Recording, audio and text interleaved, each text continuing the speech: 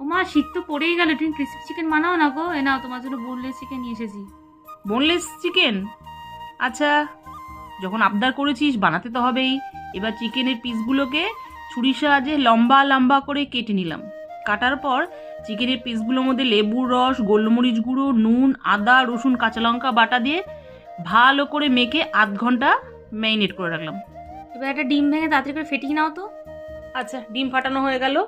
এবার একটা করে চিকেনের পিস নিয়ে ওই ডিমের গোলা ভালো করে ডুবিয়ে বিস্কুটের গুঁড়োর মধ্যে এপিট ওপিট করে ভালো করে কোট করে সব কটাকে রেডি করে নিলাম। এবার গ্যাসের তেলটাকে হাই হিটে গরম করে এবার একটা করে চিকেনের পিস নিয়ে ওই তেলের মধ্যে পর পর দিয়ে লো হিটে উল্টে পাল্টে নিয়ে লাল করে ভেজে নিলাম। এই সময় কিন্তু গ্যাসের ফ্লেমটা কিন্তু লোই রাখতে হবে, বেশি হাই করে দিলে ভেতরটা কিন্তু কাঁচা থাকবে আর ওপরটা কিন্তু লাল হয়ে যাবে। কিছুক্ষণ পর লাল হয়ে গেলে নাবিয়ে নিলেই পুরো রেডি ক্রিস্পি চিকেন। এরপর টমেটো সস, চিলি সস যা খুশি দিয়ে খাও। খুশি দিয়ে খাবে বলো? দেখো, ভেতরটা দারুণ কিন্তু কুক হয়েছে, চিকেনটা অসাধারণ।